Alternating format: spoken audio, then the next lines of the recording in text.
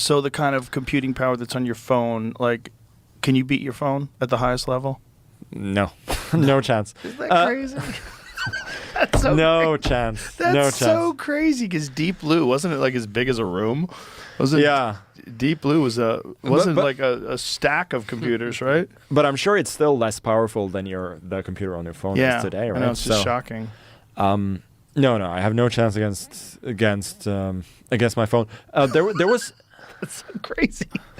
there was actually one time where I played corporate simul, and there was this guy who said, I built a chess program in my university class. Can I let that play against you again instead of myself? And I was like, yeah, sure, why not?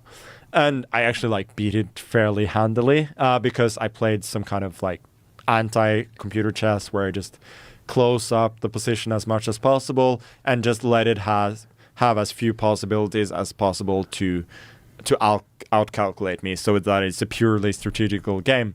That doesn't work against very good engines, but it can work against weaker ones. But no, humans, like, we don't have any.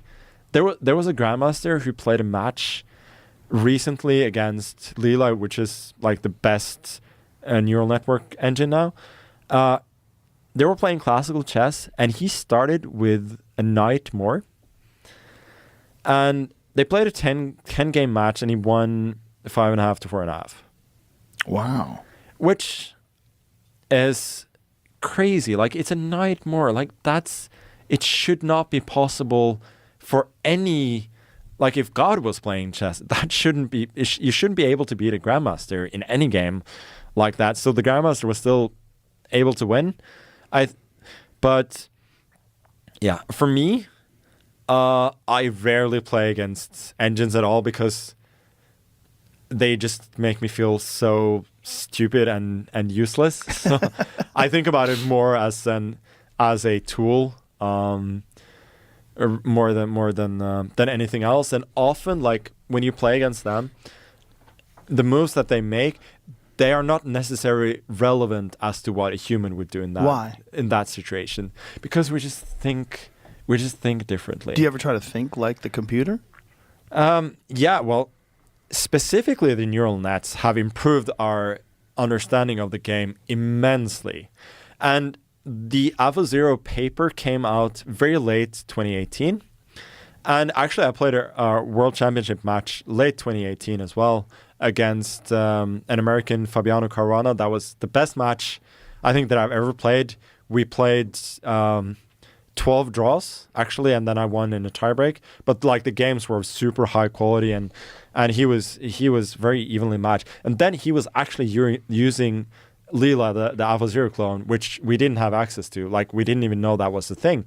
But the thing is, like, after AlphaZero came out in late 2018, there was a period, half a year maybe, early 2019, where you could very clearly see which players have been using these neural networks or knew how to use them, and which players didn't. And my coach, he got into it very quickly, and we got an advantage of basically everybody but that guy who had been using it during the match. And it just made us understand the game a lot better. There were, as I said, like, a couple of things about long-term king safety. Pushing pawns on the side of the board was maybe the biggest takeaway, that often you would push pawns and not as an attacking tool, which used to be the way that you would push a pawn, like trying to break open your king. What you would do is that you would have a little hook on the side of the board that you could use 20 or 30 moves later to make your king, like to make the opponent's king less safe then. And this is something that humans didn't really do, and I still see some people like allowing these pawn advances, and I don't like. I wonder if they didn't learn their lesson from 2019. But it was very clear to see at a certain time before everybody sort of caught up with the new information. And that's also when I had maybe my best stretch of chess ever because I just understood these new things better than others.